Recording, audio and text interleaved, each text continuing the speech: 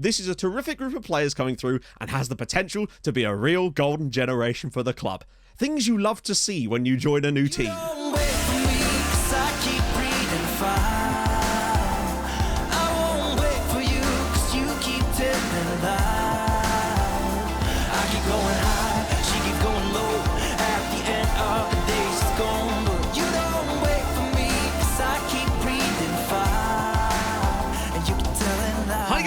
And welcome back to another episode of Outcasts to Icons. With me, a man, it's a brand new dawn, it's a brand new day, and I'm feeling Italian.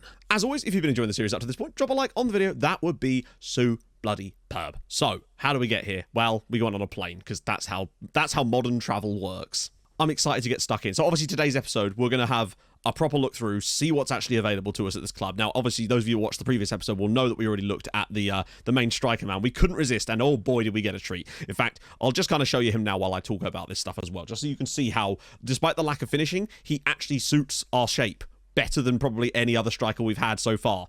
It's actually nuts. So, because he's even got good passing. This is superb for me. The work rate is good. The physicals are good. He may lack a little bit of finishing, but the composure's decent enough that suggests to me that if he gets in the right positions, he could do a job for us. Doesn't like big matches, which isn't great, but he does have a lot of other good stuff to go with it. Only 24 years old as well. Came through at HK over in Iceland as well. 23 caps for them, so he clearly can score goals. He's got 8 goals on the season already. I like the guy a lot. We'll have to wait till the summer for that one, so I can go in and steal Dinko Pavlic from Dinamo Zagreb. Honestly, I might even get the talks beginning today, because I don't want to wait around. That man needs to come in. Watch me have like the best ball midfielder in the world here, and me feel very sad about that.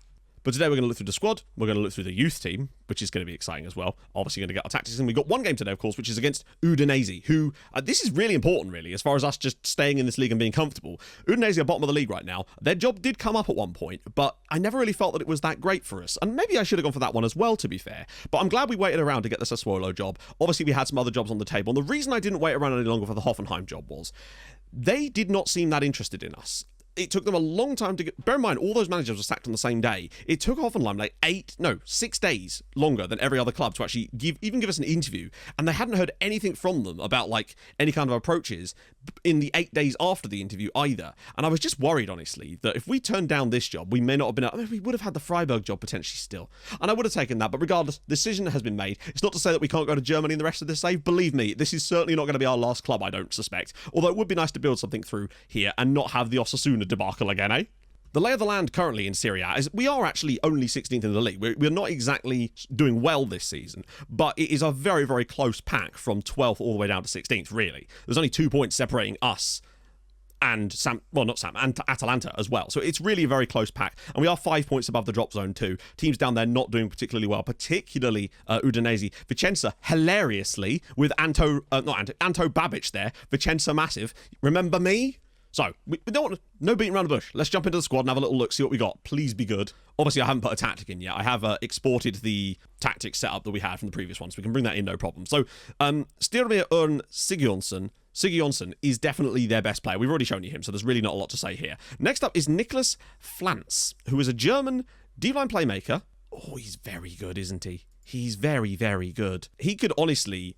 I mean, he could be a backup striker, which is fine, but not that I'd really want to play him there if I had to. Although he's got good work rate, in fairness, so we could cover the role if we wanted to. Sit him here.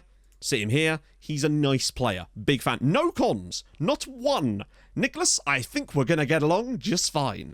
Next up, Andrea Bianco, who is a 24-year-old, lots of 24-year-olds, Italian striker as well. Another striker. Wow, they are very top-heavy in terms of the amount of like forward presence they've got. And he really can only do strikey stuff. But still, like, lacks a bit of a first touch, but he's a solid option as well. Good finishing to go with it. Work rate lacks a little bit, so I would definitely favour our Icelandic friend over him. And you'll notice that he's very much underperformed his XG this season, so that is very interesting to note. However, definitely good to have a backup player of that kind of quality. And let's face it, if we needed to move some money around, he's a player that could maybe leave. I don't know. Although he is Italian, it'd be nice to keep him around. Then Moise Caicedo, who is a real player, of course. Ecuadorian central midfielder as well. Another sort of Mez type of player. So great passing. In fact, he is like a really good Mez, in fact. Decent finishing. Well, ish finishing. Great composure, though.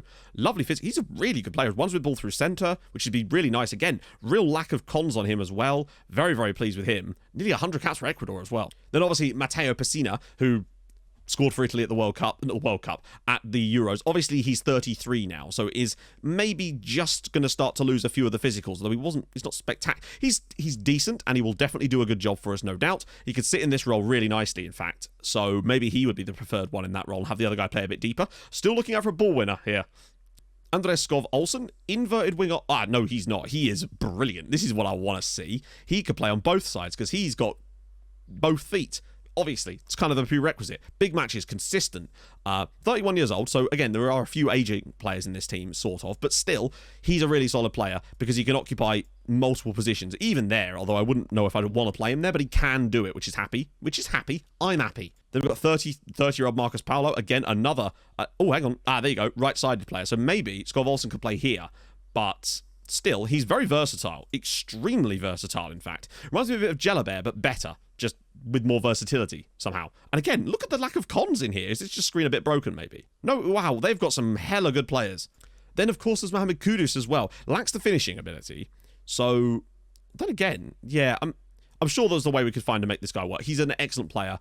I've always heard excellent things about him on previous saves. I've seen him play against me on previous saves and be brilliant. So, again, very happy. But where are the defenders? Here we go. Fausto Farish, an Italian centre-back / left wing-back. Oh, he's a natural libero. Well, that was not expected. He's a weird one in the sense that despite him being natural there and natural there, like his heading isn't great, his marking isn't great, and his tackling isn't great for Serie A levels, to give you an idea. Like, we had players at Dinamo were better than this defensively. He is very much more of an attacking-minded player, which makes sense considering he's a wing-back, but I don't know about him. I mean, I like him a lot, but I don't know how he would fit. In that attacking fullback role that we use on the left-hand side, maybe, despite the lack of crossing and dribbling, he could be an interesting prospect there.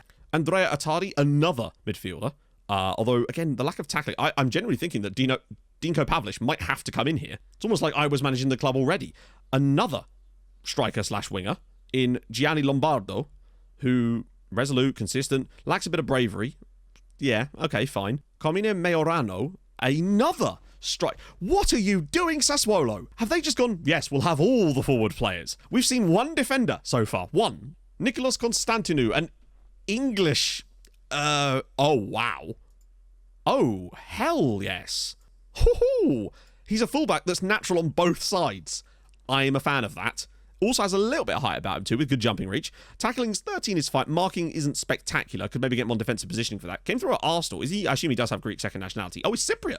And Italian. He's got all the nationalities. Luis Cabrera, another right back. I'm really struggling to see any centre-backs other than my man Libero, sir. He's actually pretty solid as well. Like, Oscar is the club captain as well, actually, on a lot of money. And 32 as well. Great, like, mentals, lovely technicals as well. Obviously lacking a tiny bit in physicals, but that still stacked that area of the pitch. Gabriele Corbo, finally a centre-back. Okay, he's good. Like, his star rate might not reflect it, but he's pretty solid. Reasonably tall, good jumping reach, heading's fine, marking's, tackling's not spectacular, but he's okay on the... He's not brilliant, but that does seem to be the weak point in this team, I'd say, the centre of the defence.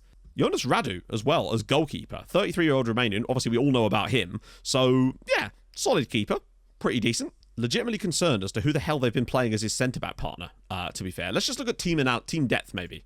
I haven't actually got our tactics in yet, so as a result, I haven't actually got one that sort of... Can I move that? Oh, that'd be cool. Imagine if you could move this around. That'd be kind of sick. But regardless, so you could see, front line stacked with quality, attacking left, obviously attacking right, but slightly deeper, midfield stacked with quality, although I don't really see any natural defensive midfielders, particularly, in terms of like actual having good defensive attributes. So I do think that maybe we should go in for someone like Dino Pavlic. The fullback spots, I'm not so bothered about. It's this here. Then again, star rating wise, they're not that much worse than we were seeing at Dinamo, but you'll see that very good in the air, lacks the heading ability and the tackling ability. It does seem to me like the centre back. Wow, look at the aggression on him. Frank, oh, you be careful. How has he got no caps for Togo? That does seem to me... Look at Alex Merritt as well. There's some interesting goalkeepers at this club. Along with 24-year-old as well, Mazzachetti, who came through at Casatana. My straight thoughts are that the defence is definitely the weak point, and we tend to build a lot from having strong defences, generally speaking. So that is definitely something we're going to have to work on in the summer, but it's also something we can't do a lot about just yet. But I do feel like going to try and find someone like Dinko Pavlic from Dinamo Zagreb might be the answer to the ball-winning midfielder question, and centre-backs, I think, are going to be key. They're always key in this shape, but particularly here, where The squad is very, very top. Despite that, they don't seem to score a lot of goals, despite being so top-heavy in terms of the sheer amount of presence and different personnel they've got. We're going to have no trouble rotating in the front lines. Now, maybe there's some gems hiding in the youth academy. Speaking of, by the way, speaking of the youth academy, this is a terrific group of players coming through and has the potential to be a real golden generation for the club. Things you love to see when you join a new team. So this is who the game, as well, reckons is their sort of highest-rated player, their hot prospect. Vincenzo Paletti. Sorry, not Paletti, Patelli. 5'10", good first touch. Attacking midfielder, but he's... yeah, more of a player's best role. Oh, best... Okay, interesting. So he's actually apparently better there, but obviously has more natural ability there. I mean, he's a good player. Terrible tackling. Very much a forward-thinking player, but he is injury-prone, extremely one-footed, which we can get round in the right position. Not particularly consistent and does horrendously lack any kind of marking ability. It's a much better team, so there is that as well. We're not going to get 5 stars on every youth intake, are we? What about the under-20s? Anything interesting in here? We've got Carlo Rossi, who is a defensive midfielder that can tackle people. Okay, I still think Dinko Pavlic is better, which is, you know, reasonable, but at least there is a player that is around the club that could fulfill that role, though he hasn't actually got much familiarity here. We could give him that familiarity. He's got good tackling, good marking, great positioning as well. Still only young, but decent physicals to go with it. 6'2", decent jumping reach. Heading kind of sucks, but at least he's got the height to get to the headers, I suppose. So we're losing some people as well. Where's Renato Sanchez then? Oh, he's joining Sassuolo. I'm an idiot. No one called me out on this either.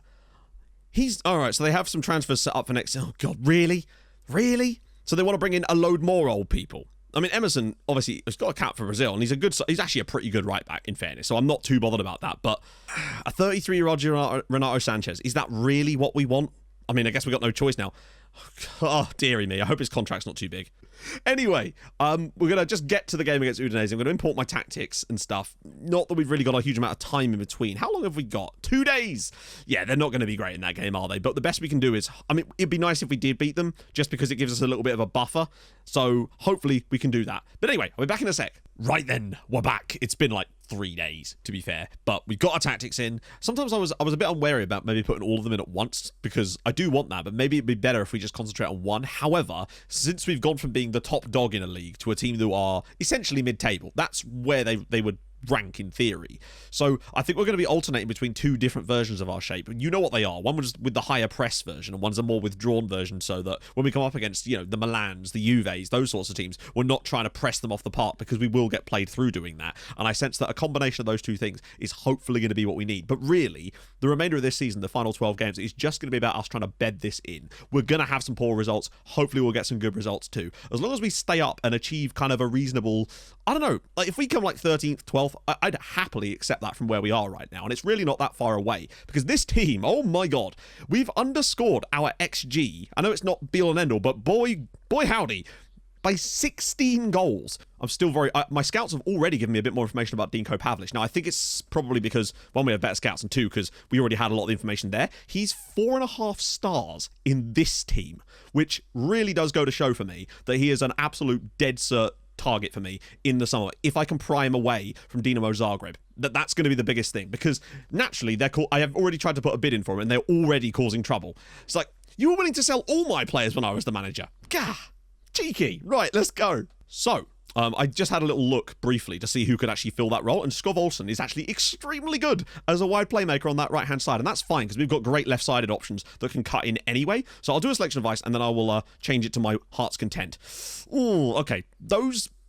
I'm not so fussed by these yet, because of course, you know, we haven't actually seen what we've got just yet. I feel like I'd rather play Faris out left though, given the sort of system we want to play. Is Caicedo really the guy? I mean, he's got 12 tackling, his marking's solid, positioning's not too bad. So I feel like he is probably going to have to be one of the guys. He'll have to sit in there for now. Flance there, is that really what I want with his better finishing? Surely Kudos, maybe slightly deeper, given that he lacks that extra finishing ability, perhaps. It's a tough one. Left-footed, though that actually might make a bit of sense getting him into that position. And Flance is right-footed. So maybe we'll try this today. Costantinu, yeah, the problem is, right, who do we even partner with someone like Corbo? That's really where our biggest issue comes. Faris, I don't think he's spectacular there, but he might well, just for now, be better. I'll take the assistant's advice for this one, and then we'll make decisions based on how people play, I guess, is our best bet at the moment. Because we do still have a 12-man bench. My dreams come true, friends. Imagine if the Dynamo board saw a squad this big.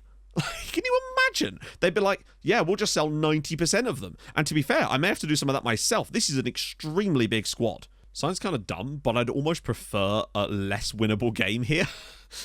Because it would give us a chance to bet in the tactic against the team perhaps that are a bit better than us that we wouldn't be expected to get something from, rather than being thrown into the gauntlet, which is essentially what we are now. I think the first step for us is securing survival, and then kind of going from there, seeing who plays well in this system. I really do feel like the ball-winning midfielder and a centre-back are my key targets for this summer, straight off the bat. Maybe even 2 centre-backs. Although, I definitely want to look through the depth of the squad as well to see if we can shed... I think we should be able to get rid of quite a few players this summer that will hopefully earn us enough money to be able to furnish the squad out the way we want to, because that's always very important. That was really weird. The whole game just kind of froze for a couple of seconds for seemingly no reason. That's a bit concerning. I do love the blue and green, though. I do love it. Ball over the top, easily collected by Radu in goal. Always taking it to the ground. Nice and easy. Nice and early start here. Does lack a little bit of crossing ability, for sure. So maybe that's a position to look at as well. But hopefully he'll be able to do a decent enough job. It's a nice little pick out for Kudus. Turns and gets the shot away instead. Oh, lovely little bit of play. Can he get another ball through? Marcos Paulo. Really nice work again from the lads. Getting into some good positions, finding little openings. He's got support from Constantinu. He's got loads of space to find a... Oh, it's a great little ball inside. Cuts it back, but he can't quite get there. That's fine. He's still got it, though. Can he put it across for Kudus? And it's a great little finish from Mohamed Kudus. Sassuolo 1, Udinese 0. And this first 10 minutes, we have settled brilliantly. All the sort of stuff you want to see from these. That's a lovely little pick out. Initially, it doesn't work. I think Kudus flicks this between his legs. I think he goes for the old Jamie Vardy finish here. Oh, he does! The cheek of the man. What a moment for Mohamed Kudus. Is that his first goal of the season, did it say? Kudus again with the delivery. Can we get a big lad on it? And it's... Oh, Corbo was up there for it. Gets his header on target. Well played. Vicenza are actually winning. He loves a raking ball across to Marcos Paulo. I've seen that about 5 times already in the opening 20 minutes here. I do want... Oh, surely that's a penalty. It is a penalty to Sassuolo in the 25th minute. I have no idea who our designated penalty taker is, so this is going to be an interesting experiment as well. I've really liked Skov Olsen so far. He is finding some raking balls out wide. I wonder if he has a player trait for that, because I don't remember there being so much of that. It is actually Mohamed Kudus to potentially take it. He could slot us 2 goals to the good in this game before the half an hour mark. Come on, Mohamed. Put this game out of our reach or out of their reach. It's 2-0 to Sassuolo now, and it's literally his first and second goals of the season have come in this game. He's been waiting for his moment to prove himself to the manager, and now he's finally got a manager that cares. Well, Kudus has certainly impressed me so far, albeit with the spot there. Maybe he could go for a cross himself? He does whip one through. Cleared away easily, but the pressure will just remain. We've got 70% possession, by the way, in this game, which is a lot even for us. Marcos Paulo now. Back across for Skov Olsen. So many bodies to pick out here. Slips it around the side for Sigurdsson. Goes for goal, and a good save from Mueller. Nice bit of play again. Flance. Sigurdsson. Kudus. Bodies arriving in the box just endlessly here. Skov Olsen! Great strike. Andrea Olsen. Is it Skov or Shov? I've never really known for sure, but it's 3-0 to Sassuolo before half-time. My goodness. And I know, Udinese, bottom of the league, having a poor season. The difference for me and why I'm so much happier about the way we've played here is because the difference between us and a bottom club in Serie A is vastly different to what it can be in some of the smaller leagues where there's a huge disparity in quality. This is a big result for us. I don't even have words. What a first half performance. 3-0 up and absolutely cruising. Kudus now to deliver a free kick. Whips it through, and it's headed back to the back post. Caicedo brings it down. Would he be able to get a shot away? He does. He's going to get on the end of it here. Caicedo. Oh my God. There he is. Stimir with the finish for 4-0 to Sassuolo. Now, obviously, that's basically a tap-in, but the work was done by Caicedo. That was tremendous from him here.